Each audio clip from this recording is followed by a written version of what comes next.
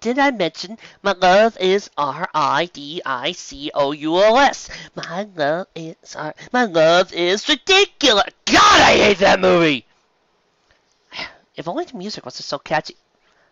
Oh, hello and welcome back to Fandom Fridays, where we proceed to check out the fanfics that are not pony related. Why? Well, you see, there's this little known condition called fandom burnout, where if you read too many awesome fanfics from one fandom in particular, you tend to forget what the other fanfics are like, how bad some other fanfics can get, and you soon get bored and tired with it. So you soon start forgetting why you like this particular fanfic in the first place. I like reading pony fanfics. I love looking at pony fan art. So I need to go to other fandoms to make myself feel better about myself. So, without further ado, let's martial art for easier. Oh, hey Trixie. What's the problem? Trixie can't help but noticing, that you've restarted Harmony of the Moon lately, right? Oh yeah, I figured since, it's been a year, and after my harsh breakup with Crystal, I figured that with my reinvigorated love for Sailor Moon, thanks to the new dub, and thanks to everything else that's been going on in my life, I figured now would be a good time to get back to that fic. Everybody who's actually faved the story has waited a whole year for a new chapter, and this would be a good way to get everybody back. Trixie notices, but most importantly, Trixie can't help but notice she's a villainess in this story. Yeah? She's a villain in this fanfic. Well, you see, the thing is, you get redeemed at the very end. But for the rest of the story, the great and powerful Trixie is a villainess. She does villainous things. Well, Trixie, you gotta understand, girl. This was all back when I didn't love you as much. I originally wrote the rough draft back in 2012. I didn't read Getting Back in Your Hopes, and I still totally didn't get to enjoy you as much as I am now, and I wasn't nearly the fan of the universe as I am now, and Trixie is quite upset about this.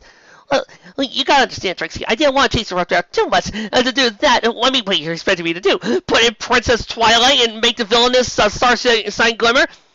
That wouldn't be too bad an idea. But Trixie has a better plan for your redemption. What that would be? Trixie can't help but notice that whenever you have enjoyed way too much of a good thing, such as like what's been going on lately, of Age, Babylon 5, Metroid Black Eye. Whenever you've been having way too much of a good thing with video games and movies, you tend to find something bad that will make you appreciate your love of the other things. And you got something like that? Trixie does. No, Trixie, I'm sorry. Look, there's gotta be some way I can make this up to you. This will do it. No, Trixie, please. Not a bad fanfic. Please, Trixie. Anything but a bad fanfic. Trixie has picked one. You will do the read. The audience will enjoy. No, they won't. Nobody will enjoy this. Okay. Let's see what we got here. Ultimate Power No! Oh, God. Not this. Okay, I'll do it. Today, folks, we are going to be looking at Ultimate Power Rangers. What is Ultimate Power Rangers, you may ask?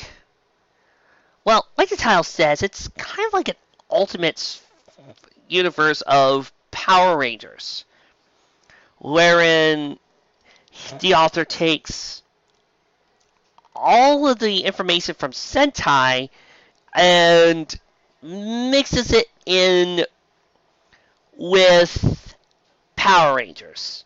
Some of the names, attacks, and henshins of Power Rangers. The problem is, it's not really what I would hesitate to call good. Actually, I think I would call it quite bad. Why? Well, let me give you a small taste. With Ultimate Power Rangers movie, Armor of Mars. Who knows? Maybe I might do you the favor of doing the Champion Saga next. This is just a small sample. Ultimate Power Rangers the movie, Armor of Mars.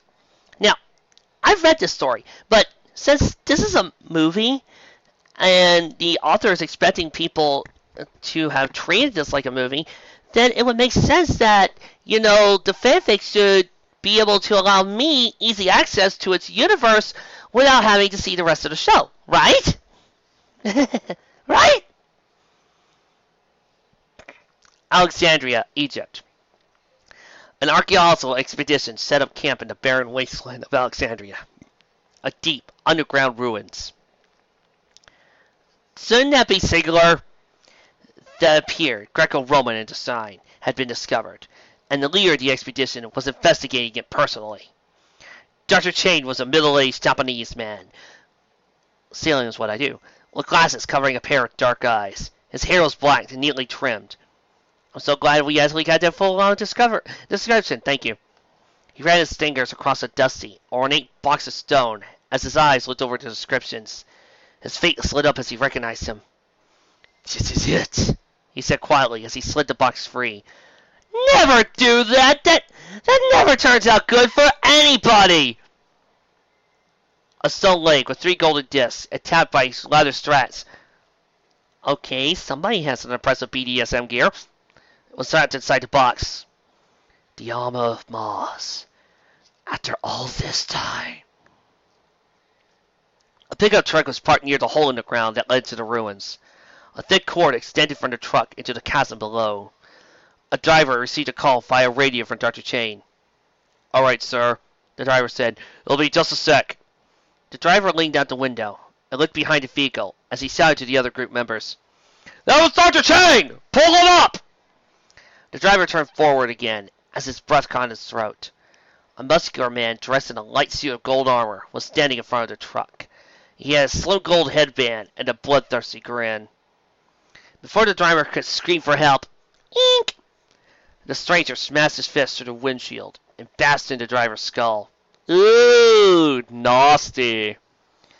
A few team members heard the commotion and ran to see what was going on. They stopped in their tracks as they saw a strange man with his fist through the windshield and blood spattered across its shattered glass. The stranger turned to his team members and slammed his fist against the ground, producing a deep crimson energy. Just once, I would love to see a fanfic try a metaphor for red that isn't the word crimson. It does use the word red. Just once, I would love that. That tore through the ground and exploded through the feet of the workers. Dr. Chain grumbled to himself as he climbed up the cord on his way out of the ruins, keeping the box slightly held beneath his right arm. Stupid brother, I thought I'd have to do everything myself. He pulled himself up to the ground level and opened his eyes wide with horror. Fires were raging out of control across the camp, and dead bodies littered the ground. Why is this story starting to sound familiar a little? Probably nothing. Chain scrambled to his feet as he tried to run for his truck, but a blur of motion landed on the ground in front of him. It was a raven-haired woman in tight, revealing leather bodysuit. That really isn't going to protect much. She lifted the hair and extended her hands, producing a torrent of energy diamonds. I think there was a problem with that sentence. I'm just not sure. That exploded all around Chain as he rolled out of the way. He hopped to his truck and freakily keyed the ignition. As he looked up, he saw Slender Man. No! A Slender Man, not the Slender Man! Dressed in white, standing on a cliff up ahead. He had pale white hair and a golden hawk-like mask. Oh, shoot, he must be the villain. The man leapt forward with lightning-quick speed as he armed a glove of claws and sliced the truck completely off. Ooh, like opening a can of fish. Shane had to duck to keep his head. He slammed his foot on the gas as the truck barreled through the rural road. The man in the hawk mask landed next to his two companions. A sick smile spread across his face. He'll wish he would have let us kill him in a second. Oh, dang, did you cut the brakes again? Yes, always with the brakes. Shane put the pedal to the metal as he tried to gain as much distance as possible from his attackers. Up the road, he saw another young man standing in the center of the road. He wore a black, high-collared vest and slacks. The inside of his vest was a deep red. His eyes were hazel, and he had short, dark hair. Oh my God, it's Itachi. Dr. Shane narrowed his eyes as he glared at the young man. Out of my way! The young man held up his left hand. He wore a golden band around his forearm, and hand that pulsed with crimson energy. He leapt straight up into the air, opening his palm, and fired a massive pulse of red energy. See? Was that so hard? That exploded across the street and tore apart a cart in a ball of flame. Shane was thrown off the truck and rolled down the ground across the ground, still carrying the stone box beneath his arm. Dude, this is not a football game. Drop the box and run! The young man, Lalacorn. What's his name so ridiculous? I have to think of a good pun for it. Walked towards Dr. Chen. You have what is mine. Would you please return it? Go to hell, punk. Chen shouted. Go to hell without me. Oh, I'm sorry. I was just loving Frieza. Lalacorn lunged forward and slammed his fist against the man's chest, cracking his ribs as his bones pierced his heart. Shouldn't that be cracking his ribs to make his ribs poke his heart? Shane collapsed into the ground as Lalacorn's... Nope, still thinking it. 3 henchmen approached. The woman clad in red leather silently kneeled down and removed the armor from the stone box. She strapped it onto Lalacorn's left leg. You know, I don't think that thing's going to protect much. It's only 3 little discs. Once attached, the armor segment pulsed with energy as it spread into a solid gold plate of armor that covered him from the knee down. Nice. Lalacorn smiled with mad delight. 3 pieces of armor found. 3 to go. He shot into the sky with the speed of a bullet and the strength of a train, able to leap tall buildings in a single bound, as he aimed his gauntlet towards a valley in the distance. He launched the crimson grrr energy pulse that flew down into the valley and exploded with phenomenal force. The red leather-clad woman's eyes sparkled with delight. Amazing! Lord Lalacorn's power becomes more magnificent with each piece. I feel like I've read this story before. I don't know why. I just feel like there's something unusual about this fic. Like, I've read it somewhere. The armor of Mars will be mine, and then I will have the power to become a god. The crowd in the Tokyo Dome Auditorium was jam-packed for the night's series of fights. They erupted into cheers and applause, applause, applause, applause, applause, as the first match was set to begin. The first fighter entered the ring, a crowned favorite. He wore red boxers and a blue hood over his head. The announcer introduced the fighter in Japanese. Is he in a Japanese person, or did you introduce him? Come on, Vic! You need a little more discretion in this! It was Rocky. What was? At only 19, Rocky was the youngest to advance so far in the international fighting community. What was Rocky? He had always trained to fight professionally and started training right after high school. Age, wit, and prowess made him a favorite with the spectators. His opponent for the night was a bald Thai kickboxer. Sagat? No. Leaving it out of this. Not Paul Sagat. Sagat from Street Fighter, you bad writers! 2 friends of Rocky's watched from the audience. Jason Scott and Treaty Kwan. Tommy Oliver was supposed to meet them at the match, but he had to catch a later flight. He would still be joining them for their reception the next day. During Master Single match, since the Thai man lunged forward with a flurry of kicks and punches. Sorry, I got myself some Muay Thai. Rocky kept up his guard as his opponent pushed forward hard, forcing his back. Trini wrinkled his brow with concern.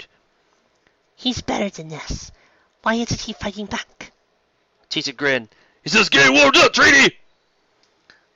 You people might be wondering why I'm doing that instead of my usual Jason voice. Simple. These characters are so far removed from their normal selves that I refuse to think of them as their actual canon counterparts. Rocky was back to the corner before he narrowed his eyes and struck back with a single move. He sprang forward while slamming his knee across his opponent's face. Ooh! Faced! Oh man was knocked out cold as he collapsed into the mat. The crowd cheered. Yay! As Rocky extended his fist into the air in a victory pose. No, everybody knows you do that while grabbing your hat and then throwing it into the air, yelling, "Alright!" Tommy arrived at his hotel well after midnight as he checked in with the receptionist. Reservation for Tommy Oliver? He said. Just a moment. The Japanese woman said as he took the computer. Yes, we have you in 1013. Uh-oh. Isn't that the room with all the demons in that one movie? Tommy took the keycard as he slid to him. Thank you. He left the desk and looked around the Space's library area. There's gotta be something here to do. Arcade, pinball machine, pool table. Nope, nothing here, he said quietly to himself. It was too late to meet up with the others, and he didn't feel like checking in for the night. Might as well take a walk, see what Jason's been talking about all these years. Tommy left the hotel lobby and started walking toward the street. His friend Jason had been studied in Japan for a year, along with his friends Zach and Trini. It was less than a vacation for them, however, thanks to a group of evil spirits known as the yokai. Yes, it was a complete rip-off of Kaga Ranger.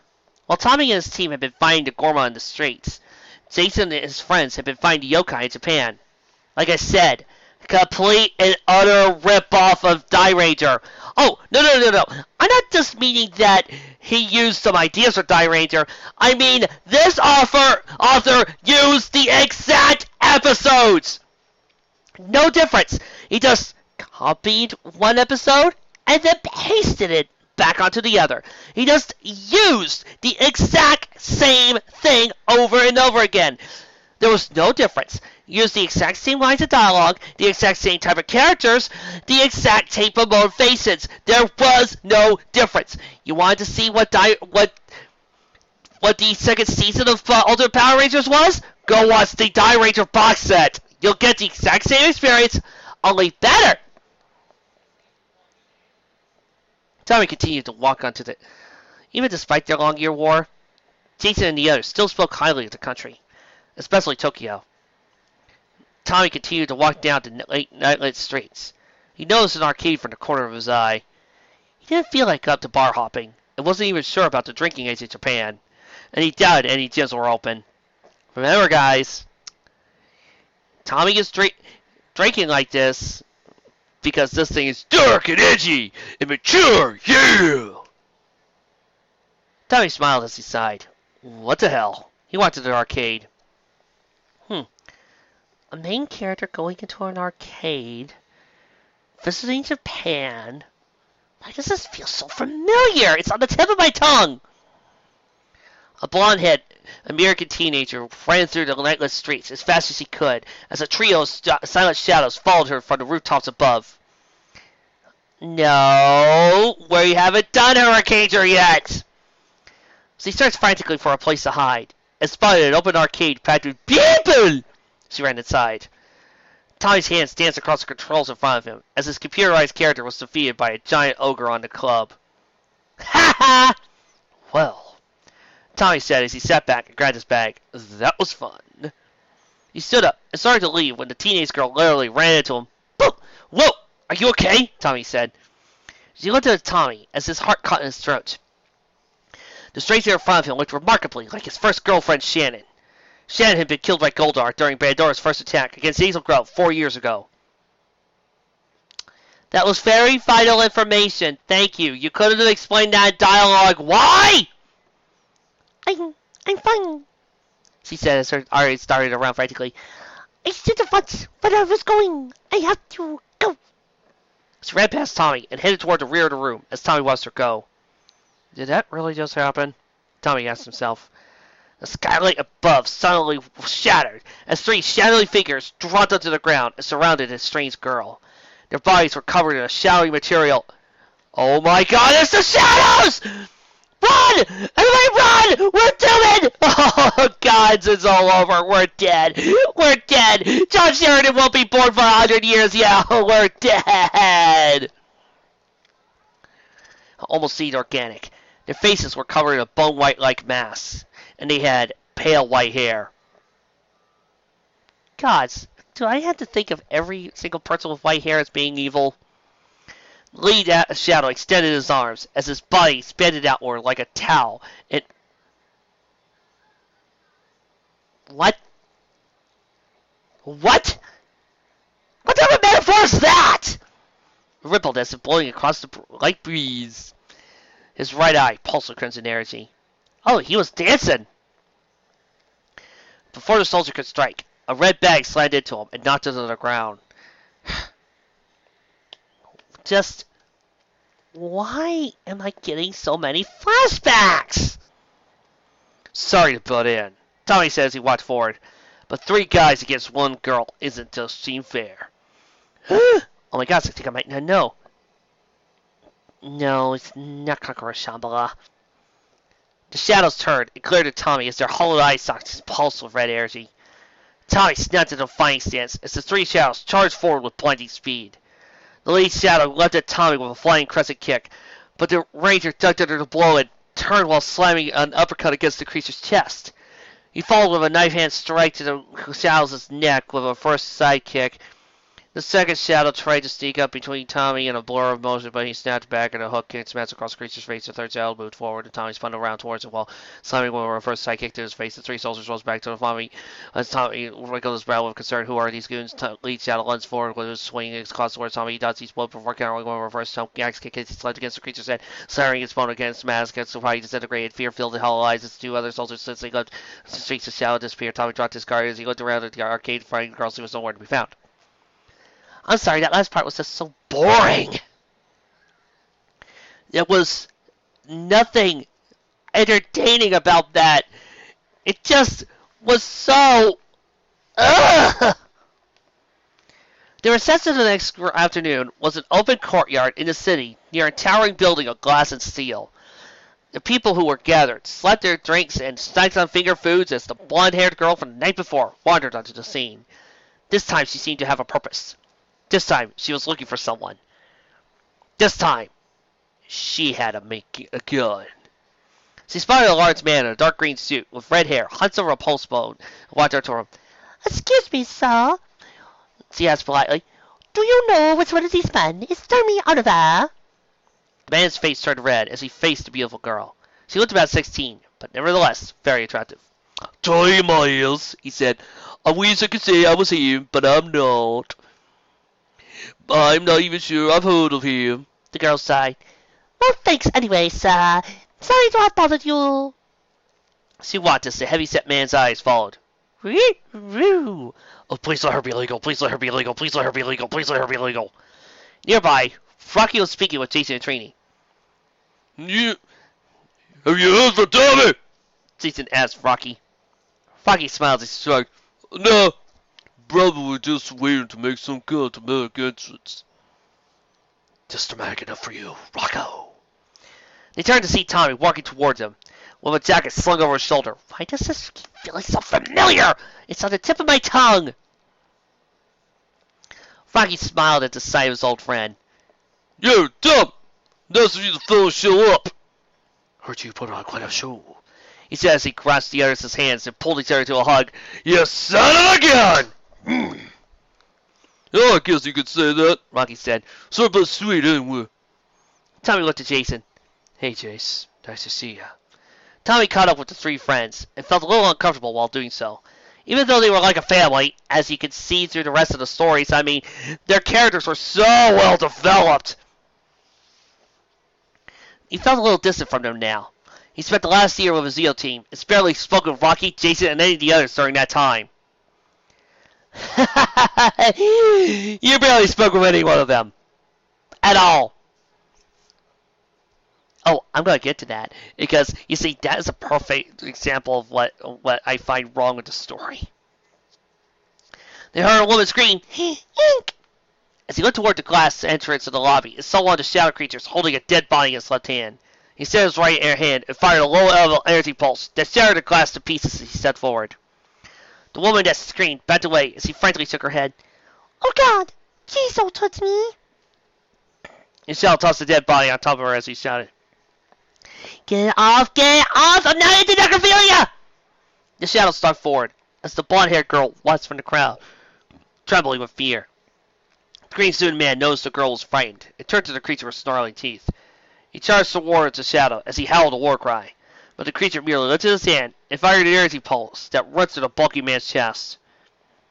There it is again, folks. This scene sounds so familiar. Tommy, Rocky, Jason, and Trini instinctively snapped into fighting stances. "This was on me," Jason said. "That's such a good idea." Trini looked at Rocky. He can do it. "Go for the mask, Chase," Tommy said. Jason nodded as he stepped forward. "Want to fight, ugly? You got it." Ranger dashed forward and flipped over through the air, snapping a flying sidekick towards the creature's head. The sound creature grabbed onto the leg and swung it backwards, crashing Jason against the wall. Jason rose back to his feet as he wiped the blood from his mouth. The creature lunged forward, but Jason ducked under the blow while slamming a kick against the creature's chest. The Ranger moved forward with warrior kicks and punches as he put the yada yada yada! Jason flipped backwards as he kicked the Shadow upside the head, shattering his bone mass into pieces. As the Did I say pieces or peaches? His body fell backwards and disintegrated. Tommy and the others gathered around the fallen body. "Well," Jason said as he looked toward Tommy, "what do you think?" Tommy shook his hand. "I ran into 3 of them when I got here last night. They were chasing some young girl." It's just me, the blonde girl said as he stepped forward. "And you are?" Jason asked. My name is Julia, she said. I've come a long way here to find Tommy at the Hayate way of school. Aren't you referring to a completely different... Why is the Hayate way in this? Tommy wrinkled his brow. Why me? Your strength would be great help, Julia pleaded. If we don't hurry, they'll find the armor. Girl, looking for armor, hunting down Vic. Why does this story sound so familiar? They have to be stopped. What armor? Oh, yeah, Rocky said. You need to back up a ways. There's no time to explain now, she said. I need your help, please. Go with me to Rondo's Island. Tommy sighed as he nodded. What is it you need us to do? A plane through the sky, flying to the air with the greatest of ease. And Tommy sat next to Celia while upside the aircraft. Alexander the Great? He was sort of decent. Tommy asked, his mind flashing back to when he battled Alexander's soul in the depths of hell. Yes, besides ripping off almost everything about Die Ranger, this fic also ripped off the Phoenix Saga. Yes, I said that with a straight face. Stop looking at me like that. Doctor Strange shows up in the story too. My apologies. He will do the rest until his empire covers the world, Celia explained. Key fittings on Rhodos Islands are contrary to history. They say Godomos was the one who defeated Alexander. Who was Godomos? Godomos was the king of Rhodos Island, Celia said. He was even more feared than Alexander. Alexander struck a truce with Godomos and returned to his capital, but he couldn't speak about the power he had seen at the hand of Godomos. Say Godomos multiple times, it's fun. And so, he and Sheridan proceeded to have a long talk to each other. Sheridan was able to eke out peace. Why? Because Commander Godomos arrived, and that was when Alexander suddenly found ill from a mysterious illness and died. Oh, that was a space station. Alexander's generals set the trap for Godomos and burnt him to death. But the armor he wore, the armor of Mars, Survived the days without a scratch. The plane arrived at its destination as the group traveled by boat to Rhodos and found a hidden cave. Wait a minute. Armor. Girl. Trying to find the armor. No, it can't be. Several paintings were inside the cave ruins. Fond painting of a shadowy figure. Yeah, who is that? It is Goldemost. Celia explained it as he looked at the painting. It is said that when Goldemost was killed, the armor itself came alive, taking the form of Mars, the god of war. Well, you mean Ares, god of war. Or Kratos. The city was engulfed in flames and nearly destroyed until the group of 5 warriors rose up against Mars and defeated him. Afterwards, the armor was broken into pieces and scattered. My brothers and I are the direct descendants of Goldemost. It says that if a member of the cursed Goldemost bloodline were to wear all 6 pieces of the armor at once, the power of Mars would be released on this world once again, making the wearer into a gold.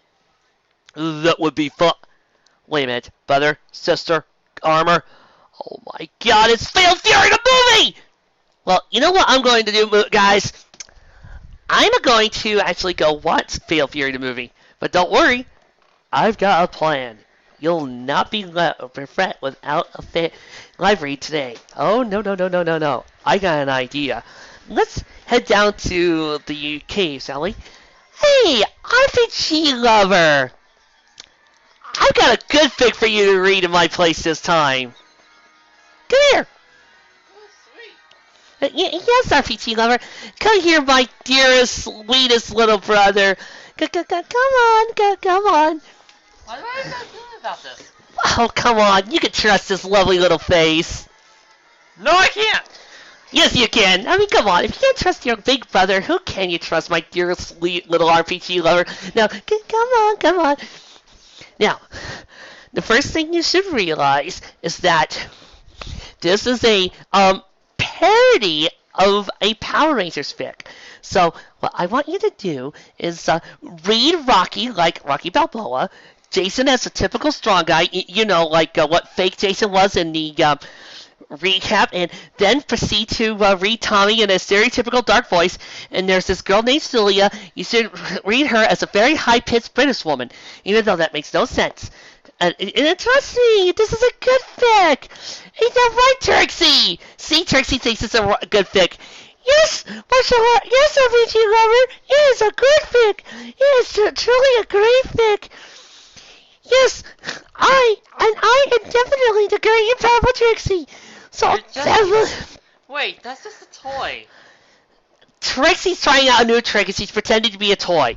Now, just proceed to wear this headset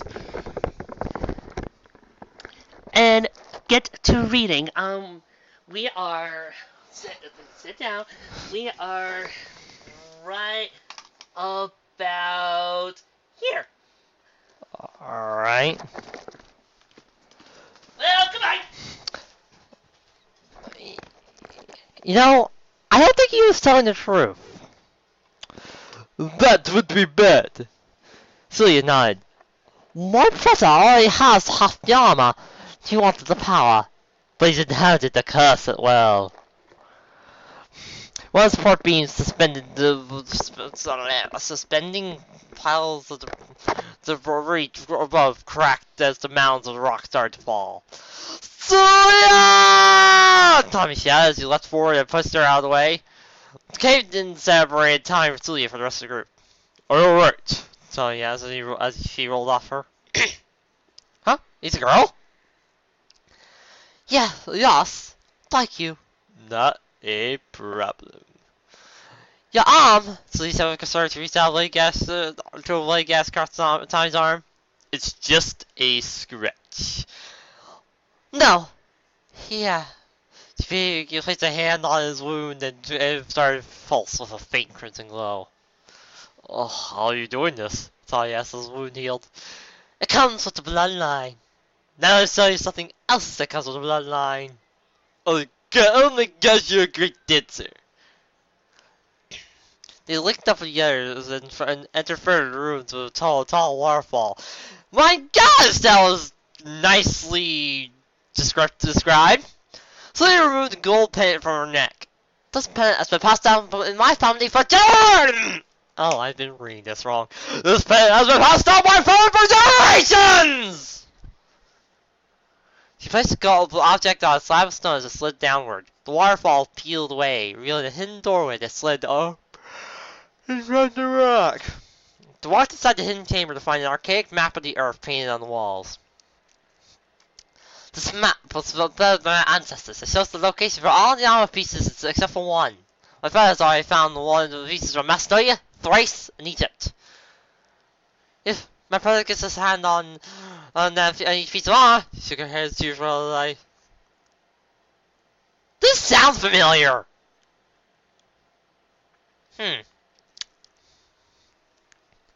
It'll be okay, Donnie said. He'll be going after other pieces of armor. We'll be there to save him when he shows up.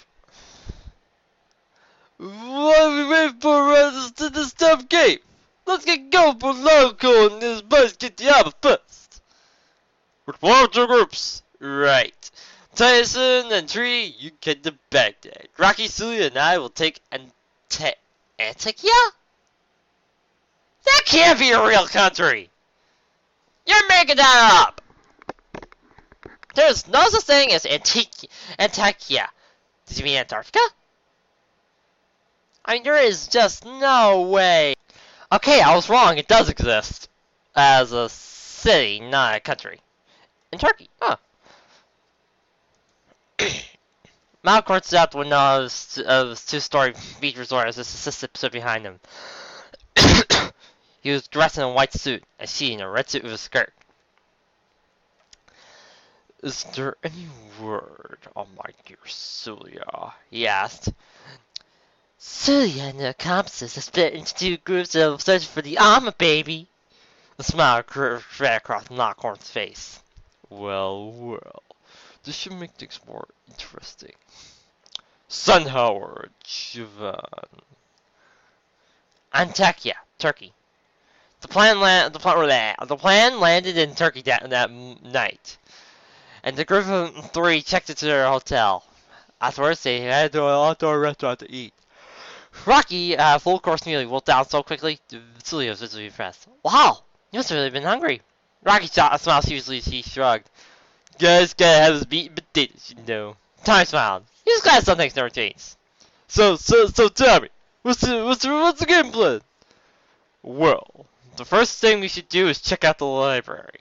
We'll head there in the morning. Tommy lay in bed that night. As he pulled out an old picture he kept in his wallet. It was a picture of Shannon. He still thought about her, and knew he always would.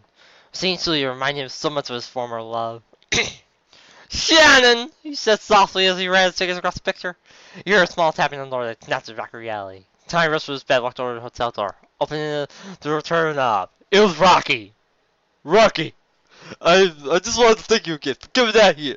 I know this doesn't sound crazy for you, but hey, it doesn't sound crazy. You're Celia's brother. That's understandable. He died a tear for his eye! I just was so tired that life could have been normal for my family. No legends, no curses. I know what you mean. It's not Rocky. I know what you mean. The next day, Tommy, Rocky, and Celia shuffled their books in an ornate library as they searched for clues as to Yarmer's whereabouts. Hey! Celia said as her face lit up. I think I found something. When Alexander's general pulled back to this location, he locked all the treasures into a secret tomb that no one could enter. That must be where you hid the armor, Rocky said with excitement. What's over that location now? Celia took a moment to grab nets. It looks like a police station. A police station? Rocky asked as he started shuffling through a pile of newspaper. I think someone beat us to the punch. I can pull out a front page story about a police station bombing that occurred recently. Great, Tommy said sarcastically as he picked up the article. It says ruins of an ancient palace were discovered below. That's what the armor was. Snooze you lose. We lost. But my brother doesn't have the armor yet either. We're connected in a way. I would have felt it if you all activated the next armor segment. This is sounding really familiar. I just don't get it. It says the rules were created 900 years ago, and everything with value was taken to Western Europe, Europe and sold. Great. That could be anywhere. And this whole trip has been a waste of time. Hold on a second, Rocco. Ty says he's out for a moment. I think I know where this armor was sold to. Oh. At the Hayate Way, we studied various forms of martial arts schools across the globe. One school is the Strahlheim School in Germany. They've always been interested in relics, and the motif was always oddly Greco-Roman.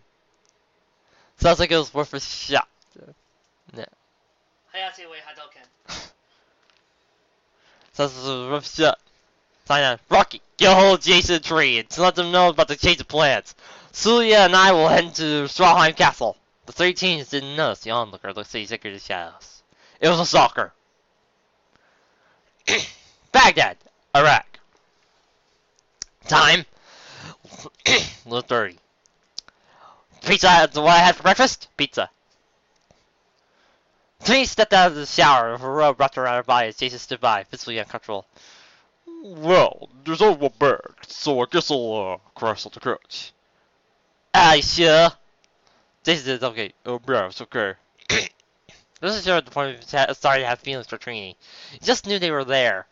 But their current situation wasn't helping matters. Jason knew nothing would happen, despite his feelings. He preferred it that way too. There was just too much history. Her friendship was too deep. And she just recently broke up with another girl. Kim. He didn't know not to break up, but he knew they weren't pretty. The next day, Jason and Trini arrived at an art museum, found the stone casing in a segment of armor. The casing was I can't believe it's not here, baby. They said it was stolen. I took it to China, but get Ganges Khan? Huh. Didn't know Ganges was a living river. Hey guy! I'm sorry. Hey guys! I was around. I didn't see Rocky right towards him. Aren't you supposed to be a dummy? So yeah. Tarek said, long story. 3 teens sat outside the museum as Rocky finished informing them. Strahlheim Castle, huh? I wonder where this place was taken.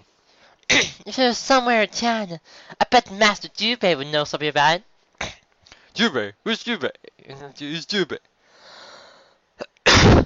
A friend of my family's.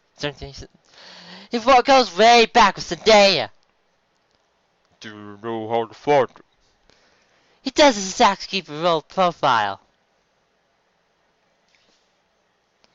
So, Doc Arnassi sounds back and look at the nice guy.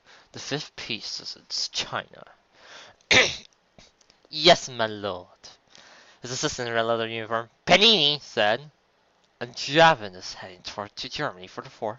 Yes, my lord. This Tommy is on his way here, too. With your sister. Yes. My dear Celia, someone infatuated by this Tommy. I could sense it. I'm infatuated with him, too. Perhaps I'll go to Germany myself. He must be very special to have stolen my sister's heart. Very special indeed. Frankfurt, Germany.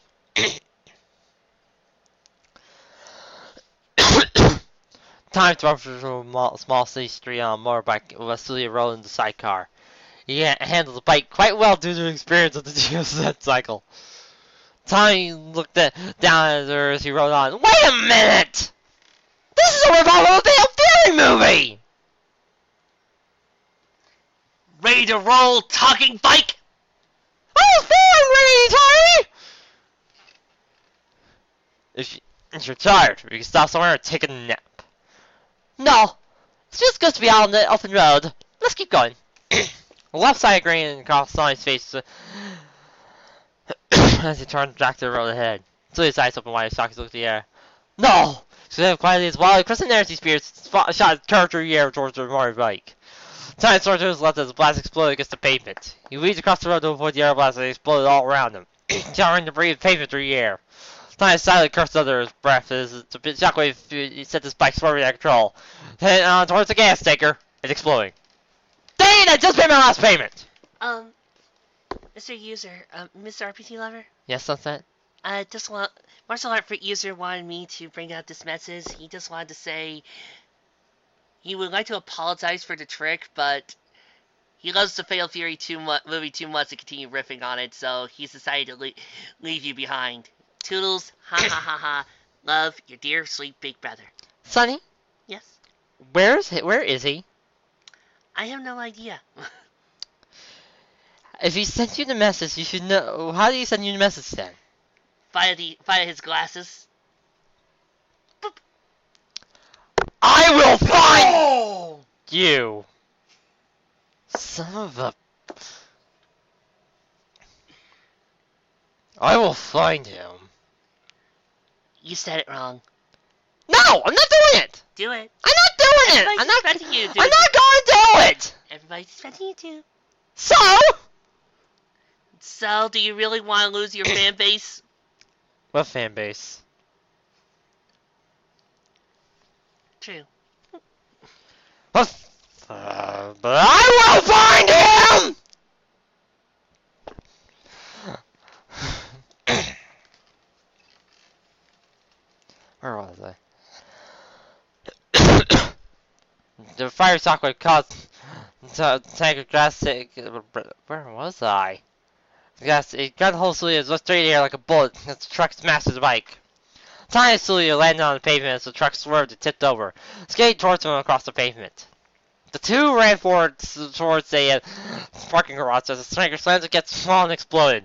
Final shockwave tossed Tiny Celia to the ground level of the space's garage. Wow. Tommy helped Celia to her feet. But before they could catch their breath, a car dropped from above. Tommy gradually the vehicle exploded against the pavement. The red-haired, muscular warrior Jobin dropped down in the center of the garage and landed right the fire blaze. Tommy's just with sits. Someone you know, Celia? Celia shook her head and shocked looked over. No, no. Why you? Where they said you? Jobin wrinkled his brows, Tommy as he charged his feet forward with fierce volley punches at Tommy's jaws as he moved backwards. Tommy spun forward, reversed back jump kick. Johnny Jobin blocked the blow, pushed Tommy's blade away. Got back and soothed into a defensive stance with 2 stars circling her. He's tough. Tommy shot forward as he shouted, "Burn knuckle!" Tommy apparently learned from Terry Bogart. His right fist ignited his flame and Jobin crossed his arms across his front of his chest to block the blow. Tommy's fist was slammed against Jobin, and the villain slammed backwards and crashed into the hood of a parked car. Tommy ran towards Julia, grabbed her hands, and headed to a large elevator designed to lift cars into the higher levels of the garage. John rose back to his feet and smiled as he watched Tommy slowly descend on the elevator. The villain's hands started to glow with crimson energy. When his dead in his fist turned, the kinetic energy blast and shot towards the two. Tommy grabbed Celia just straight up as the blast incinerated the elevator below them. He leapt high enough to grab the top level's edge with his right hand as Celia hung down from his left arm. Tommy lifted Celia up, and she grabbed the head to pull herself back up. You're down, how Tommy up as he climbed to the top level as well. They rose to their feet as they heard someone coming in the distance. They turned to see Lockhart looking down from a circular rooftop across the street. Dang, that's a good distance on the sound there.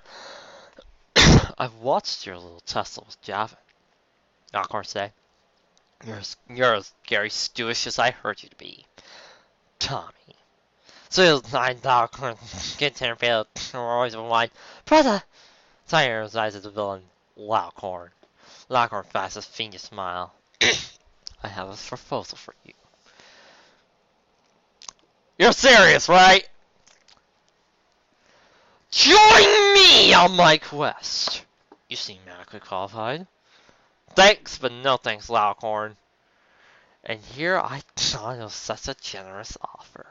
Well, I'll simply thank you to return my sister to me then. My dear, sweet sister.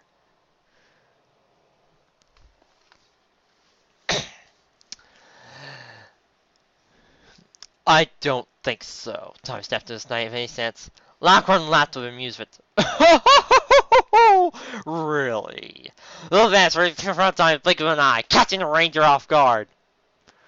Holy crap, I didn't know he was a part of the Rangers. Sweet. Oh, Power Rangers, sorry. Already did the Battle on 5 gag! Riders of Rohan? He's part of the land! He slammed the 2 punches at a time before being a reverse psychic that slammed against his chest. Tommy was smacked backwards as Javin's hands appeared from the shadows. Not you guys! Behind him, I grabbed his arm. Knocker crossed his arms, froze just a little time. Understand your power now, Javin. Power now. Javin, do with him what you will. Then to his friend sister, Sulia. Let's go. Tommy slapped it foot against Javin's knee and flipped the warrior over his shoulder. Javin flew through the air, twisted his body to land a few meters in front of Tommy. Speaking of throwing people through the air, I've already sent my satellites to find my brother. They should find him any minute now.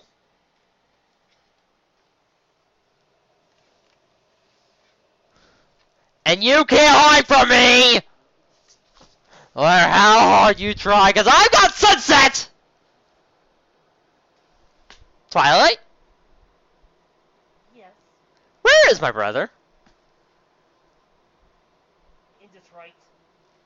In Detroit. Yes, Detroit. He decided to go into hell. Why would he be in Detroit? I don't know, but he does say he wanted to head to Detroit. I'm going to Detroit.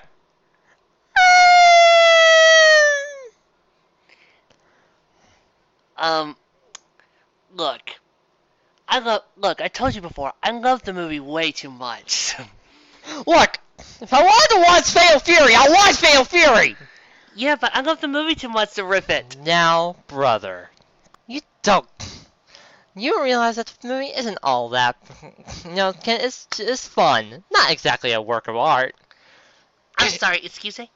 It's not exactly a work of art. Excuse me? Well, it's a fun movie, but... Excuse me?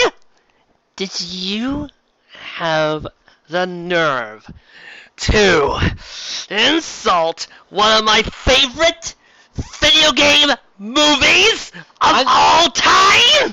I just said it was fun! I was inside!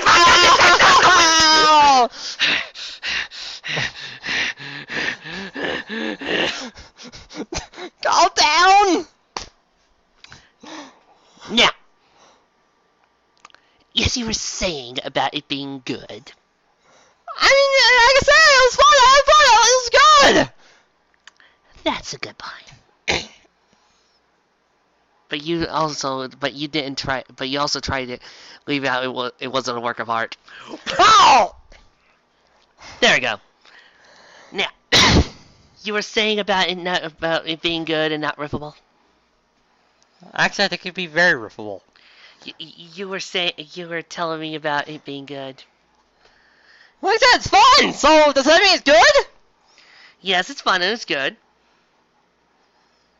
And I love it too much to riff on it properly. Well, you can riff on the fic, can't you? Yes. But to riff on that fic is like riffing on the movie. But... that's like... how is that? So thus, I'm requiring somebody who's more of a fan of Benedict Saints than I am to properly rip on it. But even then, I'm finding it hard to riff on it! You're right. But I have faith in you. You are my number one guy. You know, when the Joker said that, he killed Bob. Yes, didn't we say this line before? Yes. But did I kill you then? Yes! You're right. But the fact of the matter is, I'm personally tired, sleepy, and I feel like it's my nap time going on. So, how about you call me back in 20 minutes? Let me sleep. About 20 minutes from now. Actually, in about 19 minutes from now, and then we can talk about trade. Go to it, cutie. Mwah. You're such an adorable little guy.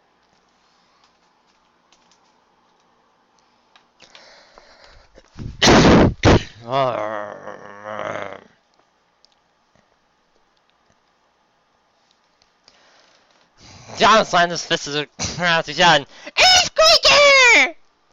A pulse of fiery energy towards Tommy. As the Ranger slammed his fist against the ground as well. Fire wave! He shouted, turns away fire towards the ground towards Gavin's blast. Two attacks intercept each other explode, creating a shockwave to slam Tommy backwards as he crashes against the ledge. Lioncorn stalked towards Tommy to stand in his right hand, arm pulsing with energy. It seems like such a waste to kill you. I suppose I have no choice. Sucked a piece of his palm and nodded and hurled an energy spear towards Tommy. Stop it! Celia shouted as quickly drew herself from the blast. Lioncorn flicked his wrist to quickly dissolve his own blast, mere distance away from his sister's face. Oh! Well, well. Aren't you a lucky heroine? Enough of this nonsense. Celia, come stand at your brother's side. Not my brother! You're down! Celia, you must stop these little outbursts. You'll make me kill your friend. Celia, I tell you to move! Real!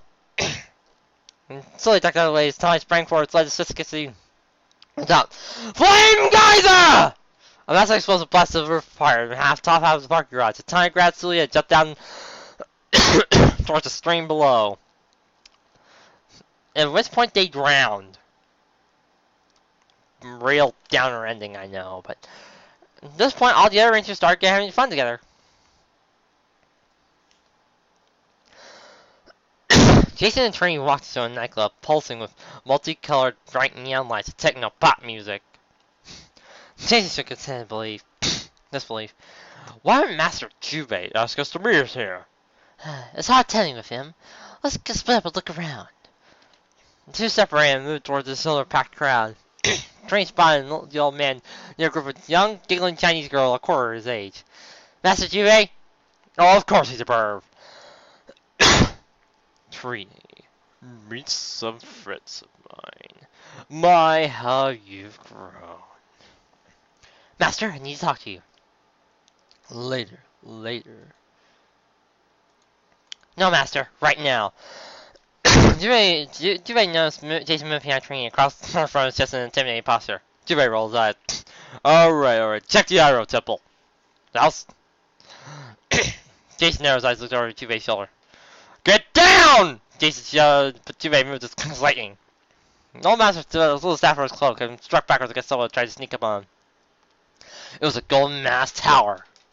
Howard linked up one of his sword beams and the others, the dancing below stopped, and everyone looked up at him. See what you've done? Howard said as she pulled a glass of wine and took a sip. You made my fancy lovely stop, barbarians! Howard looked back down to the floor and landed in front across beside her as he looked up. You are exquisite. Jesus stopped and footsteps. Careful, Trini. Trini? What a lovely name. Is he your boyfriend? He doesn't find any sense. Either way, it's not like you stand a chance. Very well then. Howard says he stepped backwards and surrounded himself with a small cyclone in the wind. Until next time. Wow. Whip! Coward! Zibiki! The wind disobeyed, and power passed from sight. Frankfurters, Germany. Celia led Tommy to an old chapel, and Master erected a Kyoku barrier in time, and was badly injured from the blast. He let lie on the ground unconscious as she laid her hand beneath her shirt and his chest. He used his energy to flow to his body, trying to heal him, but it wasn't enough. Here's a question. Where are the Power Rangers? I'm wondering why Tommy didn't morph when he fought that guy. Well, they're right there. There's Tommy, Rocky, and Jason. Okay, yeah, you're right. But, well, how come they haven't morphed? I mean, why didn't Tommy morph during that previous fight? Did they morph during Fatal Fury, the movie? No, but this isn't. But you're not supposed to be writing Fatal Fury the movie. If I'm going to write reading Fatal Fury the movie, I'll watch Fatal Fury the movie. Well, then go and watch Fatal Fury the movie. Should I? Wow, I'm going right. Get back down! Oh. She took her head from back her hand. It's not working. Maybe she pulled off Tommy's shirt and pulled off her own. Really wide waist bra. It's not a W! Started laying down on top of him. If I really saw my energy once, she says her body started to glow, energy flowed to Tommy. Then began to thrust. And thrust. And thrust. Greg, did anyone just step into a porno? I stepped into a porno, didn't I?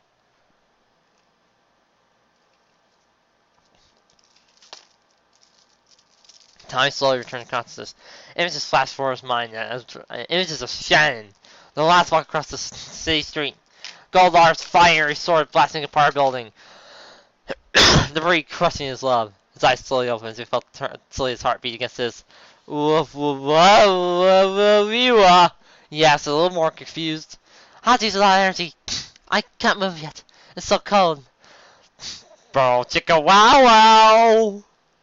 Tommy reached out, took off his shirt as he pulled the door Celia and wrapped his arms around her.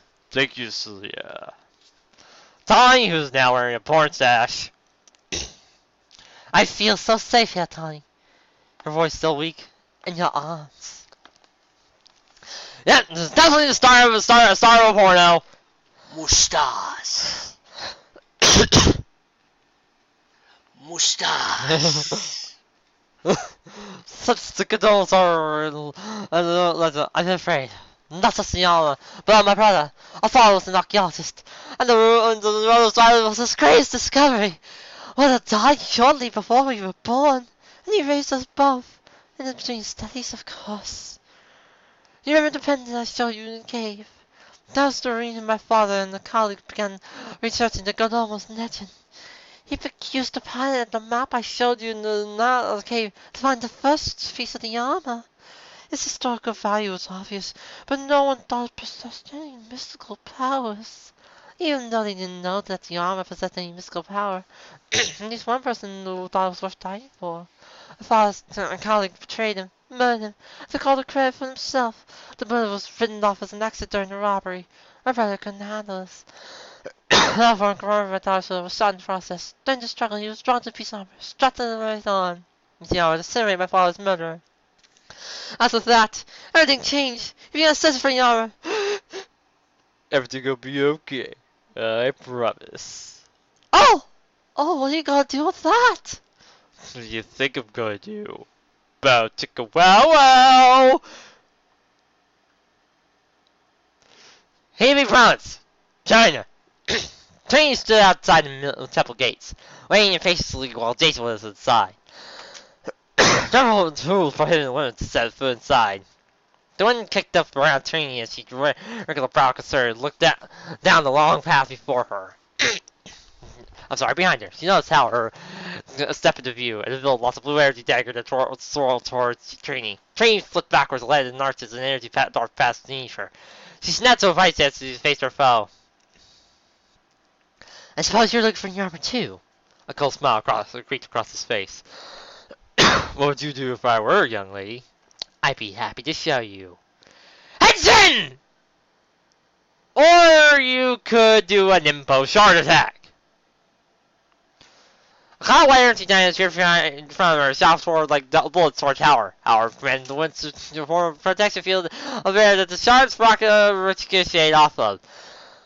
Trini landed from Howard across the low while swinging out a sweep kick.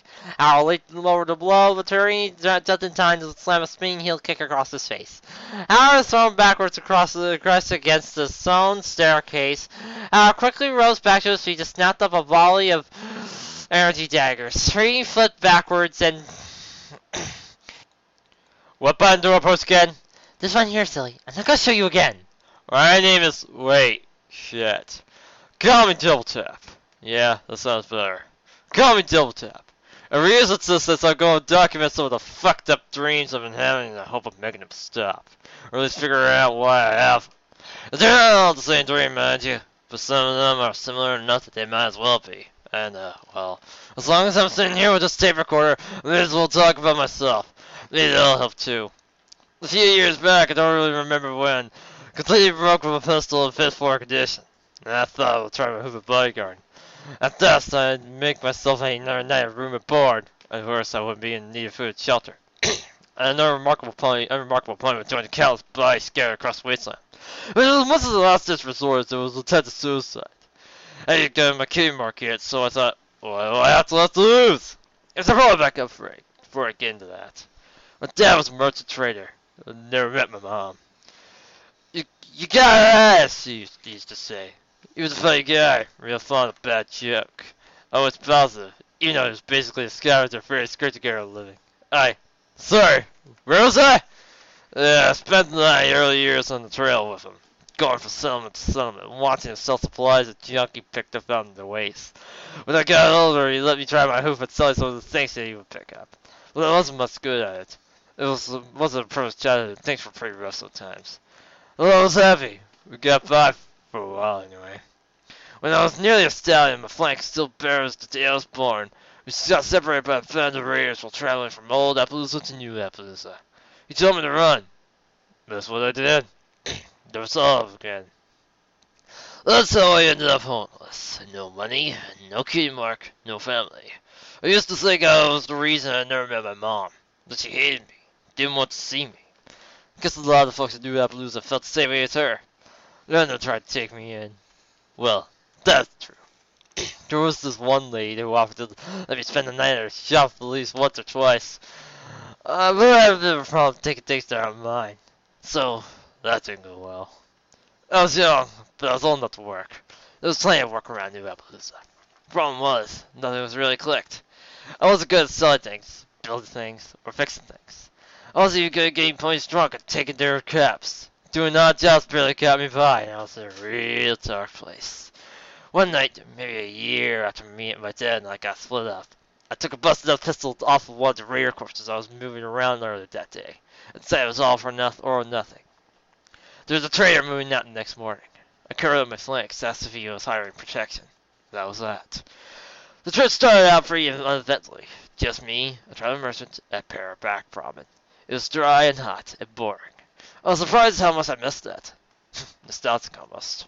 First two did change. Not long after we reached what I was told was the halfway point. Travel found us. And I should probably mention that at this point. I had never actually What do you lot think you're doing? Reading Fall Equestria anywhere but here? Yes, we were all really just interested. You all had a bad fanfic to read!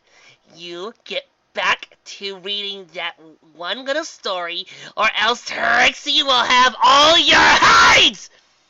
You, martial art fruit user, you get back and do your job! You, go back and play that low-rate Gundam game! The rest of you, back to work! Gods!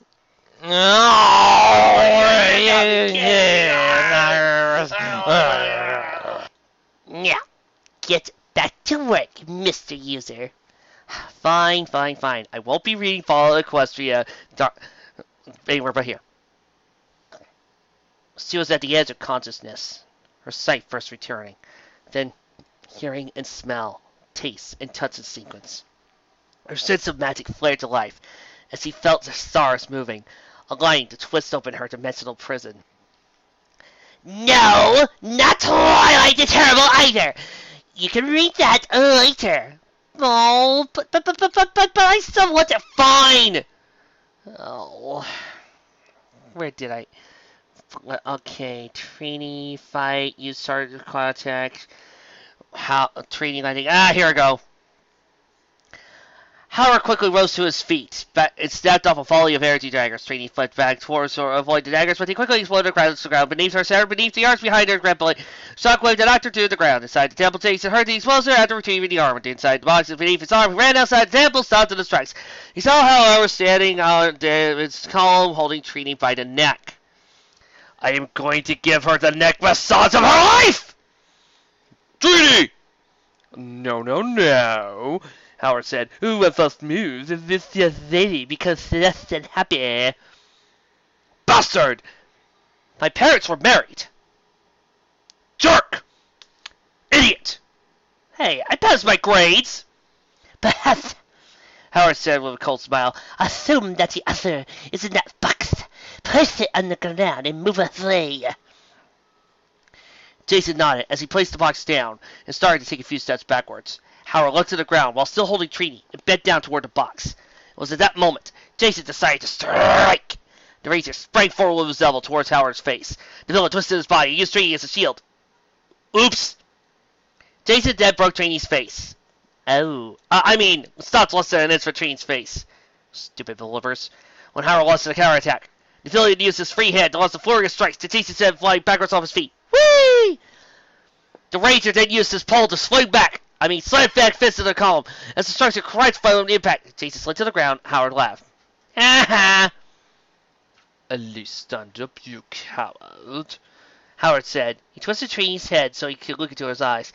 This is one thing, it was his idea, but I suggest you get used to it. He leaned in and kissed her as Jason sprang forward. Hands off. Oh, somebody's going to get railed. Howard snarled as he tossed Trini. Think fast! And turned towards Jason. The two opponents both radiated in the air as he exploded off one another, creating a massive shockwave. Kaboom! Count Blood stood within a large chamber of the Strahheim castle as he viewed various paintings on the wall. Penny hid behind the house. Maybe a nice panini with some hot sauce. As he glanced over the paintings, noticing that one of the lords bitten was wearing the breastplate of the armor of Mars. So, this is where they've been giving it. Who's there? Blah! Count Blood asked as he turned away from the paintings. No one you fools would have heard of, she said as he stepped out from the shadows. Do yourselves a favor and hand over the breastplate. I do not know who you are, witch, but I'd like you to be seated, he said as he tore off his clothes. Woo! Revealing a suit of blue-green fabric covering a red undershirt and brown panties and shoulders. He also wore a red cape. That was very interesting information. I thank you for that info. Blood pulled a double-edged sword from his back and charged forward. A side chop!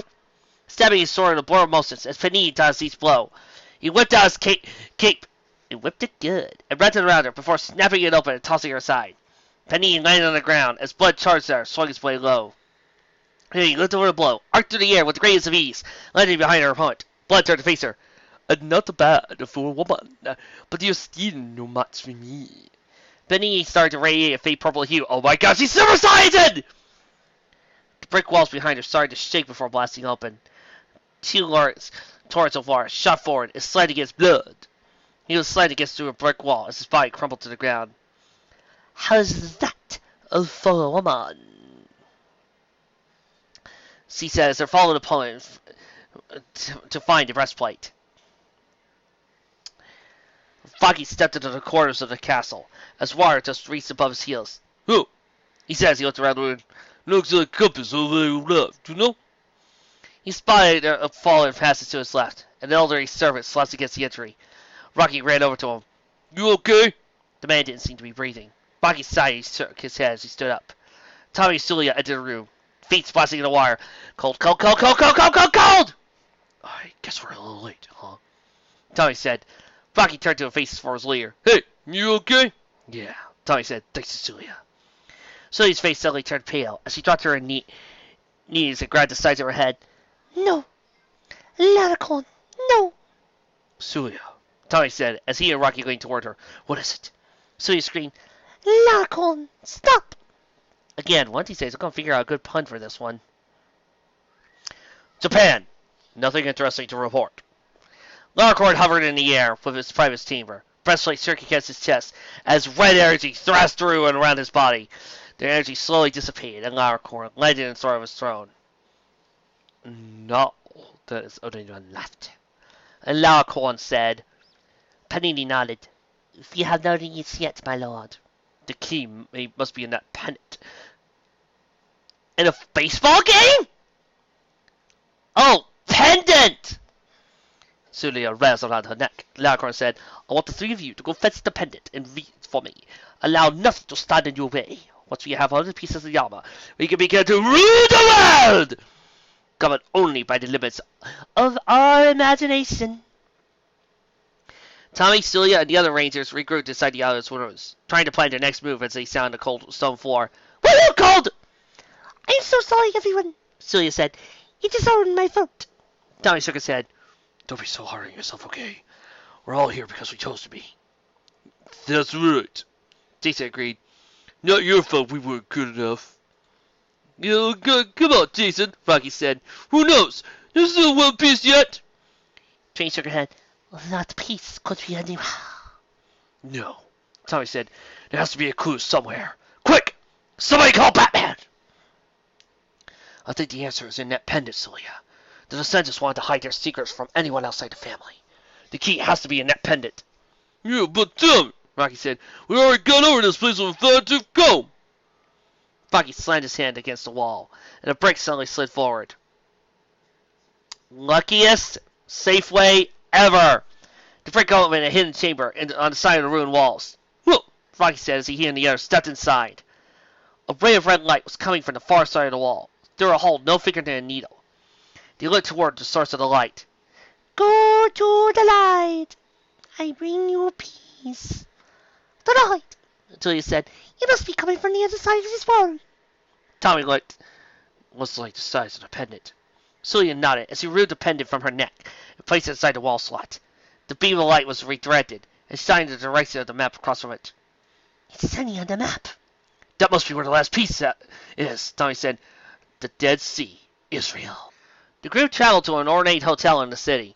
It's a good thing they've been robbing banks all across the country, otherwise they would never be able to afford this. Trini and Celia sat by a pool alone, as Tommy and Rocky watched them from their balcony above, sipping on their drinks. Chug, chug, chug, chug! She's a good kid, Rocky said to Celia. Yeah, Tommy said as he nodded. All that weird common stuff about following around? So you up to it? Rocky said. I better be, Tommy said. Oh, I made her a promise. Rocky yawned as he leaned forward on the balcony. If you say so. Girls aren't like us. They don't pick up on stuff like we do. That was so completely stupid, I feel like punching you, Rocky. Rocky slipped and fell to the floor. What? Tommy slumped onto the ground as well. Drugged. Either that, or you guys are just suffering from a nasty case of sleepitis. Trini stretched and stood by the pool. You got an early day tomorrow. Let's get to sleep. Okay. Julia said as he stood. The two turned and started walking toward the hotel, when suddenly, a powerful spinning geyser erupted from the pool. Woo! Pool party! Elevator party! Elevator party! Penny sprung for the geyser, and armed razor-sharp claws as he sprang forward towards the two girls. Real. Duck! Trini said as he stood in front of Celia. The razor grabbed Penny's arm and hurled her over his shoulder. You know, anytime you feel like morphing, I'm with my little brother on this. Anytime you feel like transforming, changing, morphing into one, come on, anytime now. So he turned to the balcony. Tommy. Rocky. Don't waste your time. So he turned to see Howard and Donovan with Tommy and Rocky draped over their shoulders. Ha ha! He tossed two of the Rangers to the ground. Howard extended his hand. A simple hand with a pendant and a girl. At least you be my pet. That's enough. Julia shouted. Please don't listen. I do whatever you want. Celia, no. Trini said, you can't trust these people. It's okay, Trini. Julia said with surprising calm as he walked toward the villain. Celia, no. Trini said again, but she continued forward. Julia stopped toward the tower. If you could then, I'd kill myself. I know, you know I do it. No, you won't. You're right, I have no guts. No need for melodrama, Harold said. Julia walked over to Donovan. Donovan, Howard said, return Lady Celia to Lord Laocoon. A name so stupid I have to think of a new pun. A swirling vortex of fiery energy surrounded Julia and Salvin as he teleported away. Howard smiled as he turned to face Trini. And now it's so time. Panini sprung forward from behind Trini, wrapped her arm around the creature's throat as Howard slowly stalked forward. A sick smile spread across his face. He held his hand as electricity danced. Dance.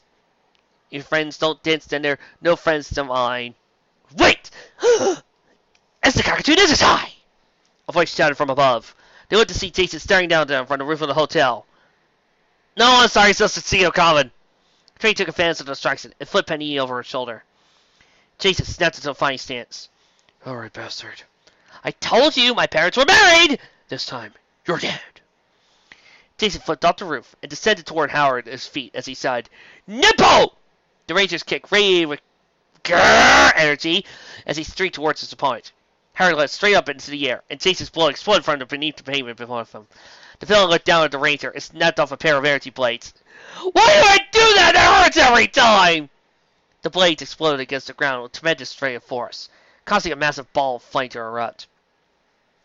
Jason pounced from the smoke as he charged forward, slammed his elbow against the chest. The villain smashed, shattered as he thrown backwards and skid across the pavement. Safe! Panini screamed a war cry as he charged toward Jason, but Trini didn't give her attack. Nipple! Start attack! She shouted as energy shots shot forward and cut across the villain's body. Trini slid forward and slammed her elbow against the woman's ribs. Cracking eats as Panini was thrown backwards. Jason turned to Trini and smiled. Before he could thank her, Howard jumped up behind. Jason turned and slammed a palm heel blow across the villain's temple. Tweet. Howard crumbled to the ground. A helicopter flew across the rocky landscape. Inside, Celia slowly regained consciousness as he sat up. Welcome back to the living, sister, Loudcorn said. Better, Celia said, her voice shaken. Not stirred. You didn't really think about so much about the pendant, did you? Loudcorn said, I'd be more than happy to return it when this is all over.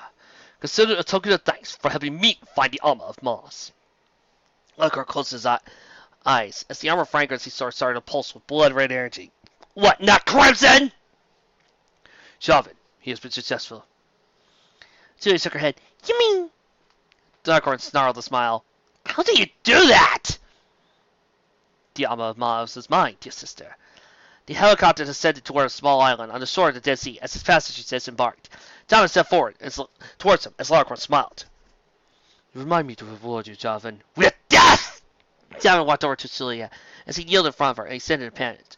The look of betrayal flashed across Celia's face as he slapped Javin. How could you? Javin was silent. Loudcorn walked toward the shore. He extended his hands as his armor began to pulse. He spread his arms as part of the ancient ruins rose from the sea. He looked to his remaining underling. Javin, you know what to do, he said. No, not really. You just landed here, parted the Red Sea, and said, I know what to do. Come along, Tulia. The two siblings entered the temple ruins, as Javin remained behind. A jeep pulled up to the shore as Tommy, Jason, Rocky, Train leapt out and looked towards the ruins. Okay, Tommy said, let's take care of business. The four rangers charged forward as a group of shadow creatures leapt from the ground and surrounded them.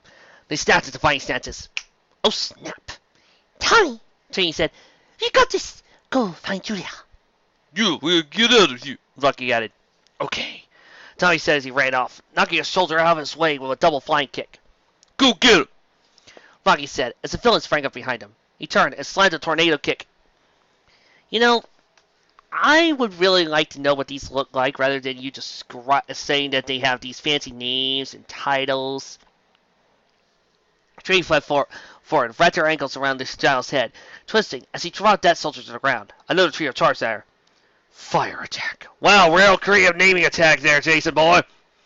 Jason shouted as he launched three streaming comments of energy that smashed against the soldiers' energies before they could reach Trini. Tommy ascended the steps as fast as he could. When he reached the top level, he came to a halt as he spotted Javin sitting in a meditative posture. Javin slowly rose to his feet and assumed a fighting stance. Tommy snapped into a stance of his own. The two charged toward each other. Bannakin!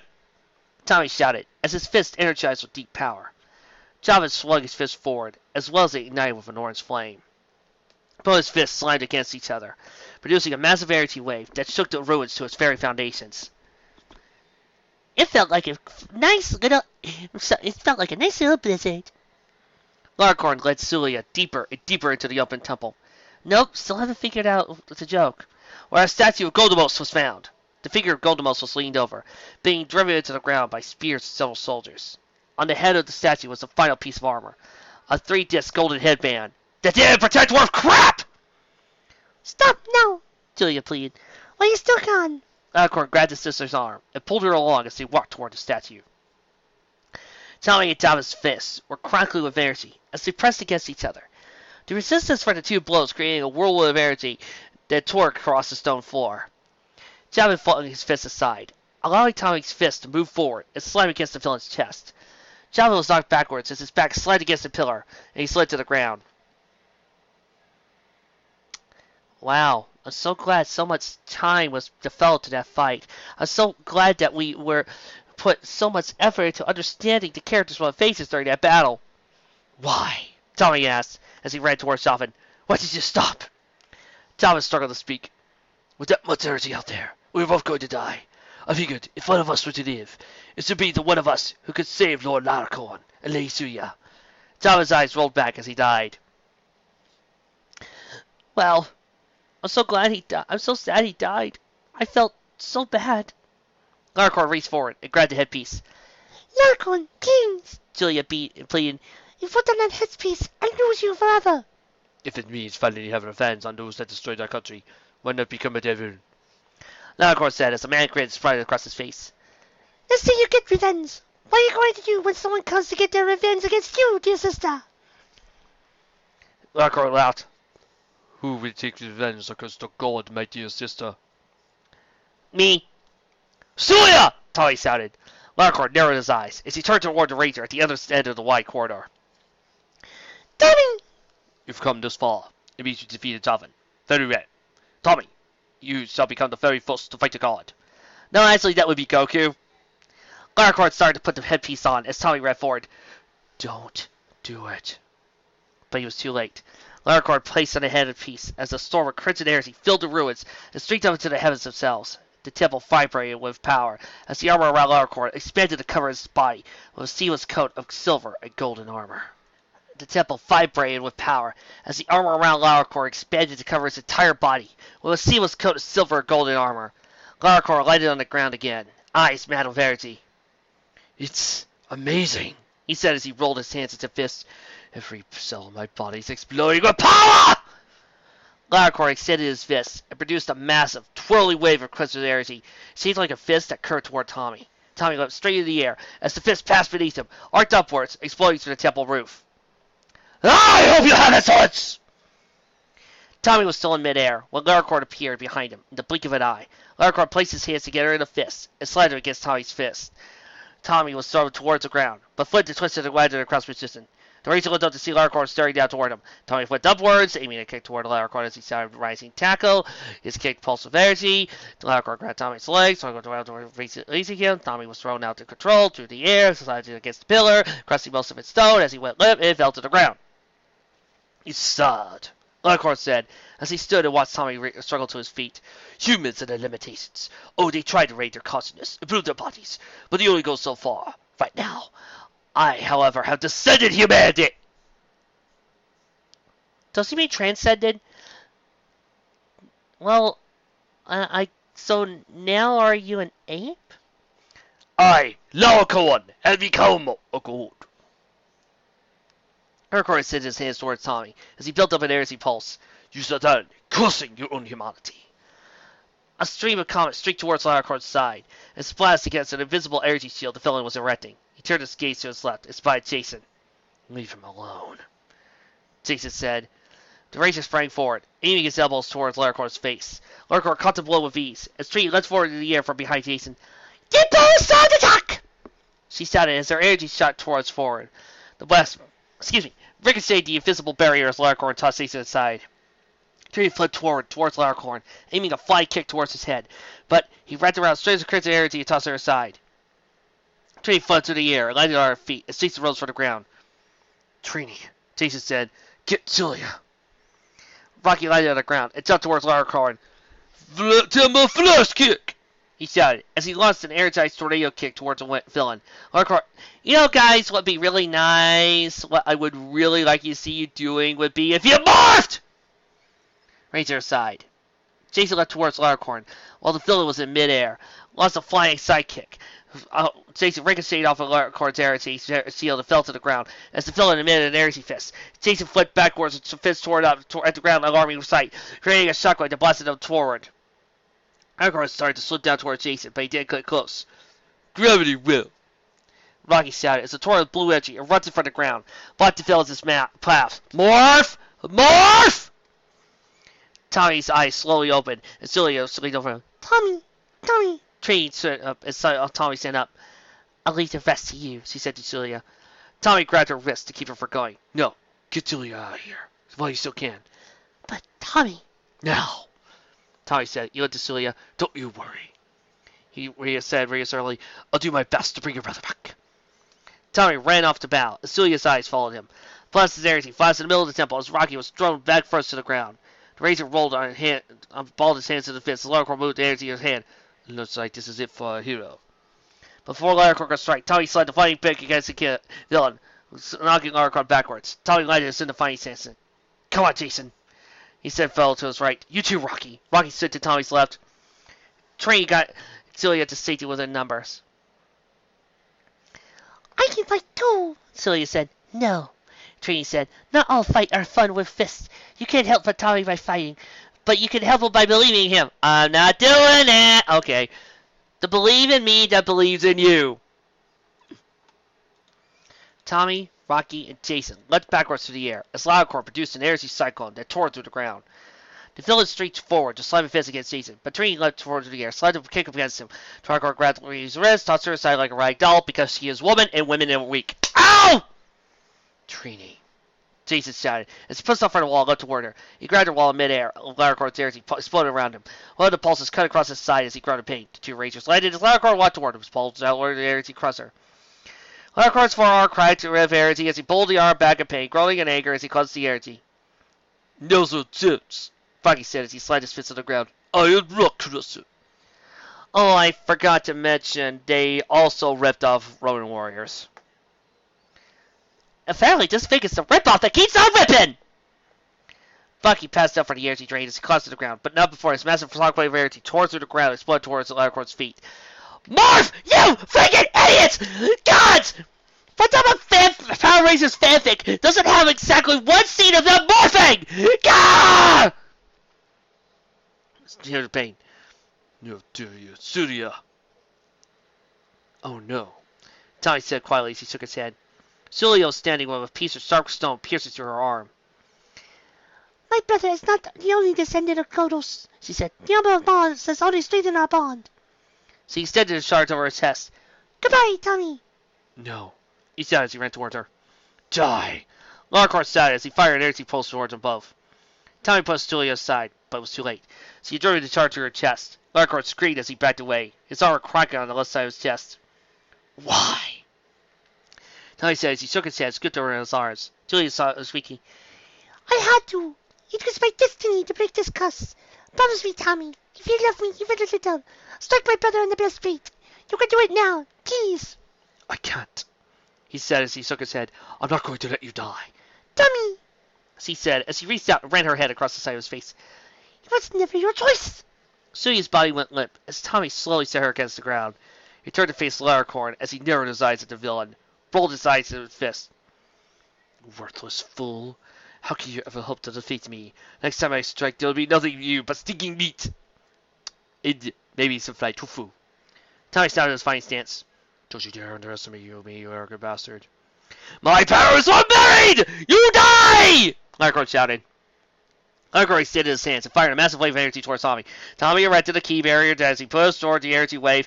He edged closer towards Larkorn as the villain's energy pushed aside. Burn knuckle! Tommy shouted as he pushed forward, slid his fist against Larkorn's breastplate.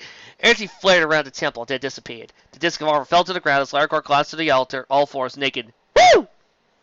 Tommy ran over to Celia, picked her up in his arms. Is that enough? She weakly nodded as Jason, Rocky, and Jason. Don't know how Jason perfected the Sadokon Jutsu. Larkorn rose to his knees as he covered his face with his hands. Good God, what have I done? Julian Massa smiled. He's back. Thank you, Tommy. I have to tell you. Shh. I know, Julia. I know. She smiled. She got her last breath. I know, Celia, but why did you have to die? Because that's the way it happened in the movie! Again, this would be so much easier solved if the Rangers could only morph! God, if only he had some sort of suit of advanced weaponry and weapons that would so totally own this guy! But no! Why would I want to see the Rangers in their ninja forms, Die Rangers and the Dragon Ranger facing off against a freaking god? I don't want to see that! Oh no! It's much like I don't want to see Power Rangers teaming up with the Kakadu Ninja. Definitely don't want to see that story! As he floated across the temple floor, towards the statue of Kodomos, the liquid armor poured towards the statue as it erupted into flames, igniting a powerful energy burst that illuminated the entire temple ruins. The statues around Kodomos were incinerated, but Kodomos' statue itself stood up as if it were alive. It became a being with various silver plates of armor around his fiery body. Is this the true god of war? Tommy asked as he stared at Mars. He was just using me. Larkorn. Oh, now I know what I should have said. Larkorn! The corn of funny! Oh god, now I gotta go back. Using me to get this armor. Mars emitted a twirly fist of flame that Larkorn threw himself to protect the others. Julia. He sounded as his entire body was incinerated with a burst of flame. Jason, Trini, and Rocky sounded fighting senses. Get going! I'll cover you, Jason said. No way. If we die together. They heard a humming of power behind him as they turned to see Tommy rising to his feet. Strands of red energy circled around him as his body pulsed with power. Tommy walked toward Mars as he narrowed his eyes. The energy around him turning white hot, similar to when he had the Inferno armor more than a year earlier. Tommy surrounded himself with a shell of white fiery energy as he started forward towards Mars. Mars opened his eyes, launched toward a flame that Tommy charged while like a discount. Tommy landed behind the god as he turns his right fist with white hot energy. He turned, swung his fist forward, creating an energy cycle that tore through Mars' fist. The guard turned to fire optic blast that tore through the ground, causing fires to run around the rooms as Tommy was knocked backwards. Tommy fell face first as he slid across the ground. Walls of flames coming off for his friends as the Mars started toward him. No, he said quietly as he pulled himself. No, rays of Inferno.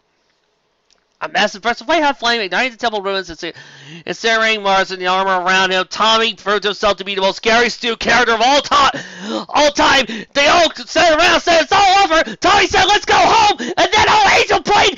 God, this fic is bad. God. Okay. So the movie's actually pretty decent, pretty good actually. I really enjoyed myself with this movie. I love the legend that's popped around it, giving us, a quest to go on. While it doesn't exactly develop the characters and relies on the fact that you might have seen the first few OAVs, it's not so bad that it leaves you confused. It's just a very basic, find items, face down bad guy, win type of story. And at the same time, it's fun in that way. The battles are interesting, well animated. The story moves at a good pace, and it never feels like it's trying to be more than what it is. Just a simple fighting game movie that wants to show you off some of your favorite characters while maintaining a brisk story, which is more than I could say for the Street Fighter movie, live action movie, like Legend of Chun-Li, which decided to nix the Ryu story and try to be, "Behold, I am darkness, I am an assassin," and tried to throw in all the stuff about the psycho energy without trying to set up a good establishment for it. Or the Raul Julia movie, where it was trying to take itself too seriously and trying to be a military gojo type of flick. That's why I think the animated movie worked so much better, because they didn't take themselves too seriously, and they actually just decided to just tell a story about fighters, which is also why Mortal Kombat's good. That's the same feeling I got through here. They weren't trying to pull forth an epic. They decided to just tell a good story and try to make a fun tale. They weren't trying to dark and grayize it. And that, my friends, is why I love Fatal Fury the movie so much. Oh, the fic? The fic can go to hell! Really? This is just a small sample of the problems I have with Ultimate Power Rangers. You'll note that Rocky and the others barely got any development. That was the normal for this story. None of the other Rangers got any development. We barely knew any of the Rangers, and I can barely tell you anything about the others. It's Tommy 24/7. None of the Rangers act like Rangers, and it feels like Darkness does for Darkness' sake a lot of times. And it doesn't help that this fic continuously to rips off everything else just to try to do a good story. It's dull, bland. It just feels like you're saying through the same thing over and over again. Oh no, it's just generally not a fun ride. Well, that was one down, thousands more to go. I'll see you next time.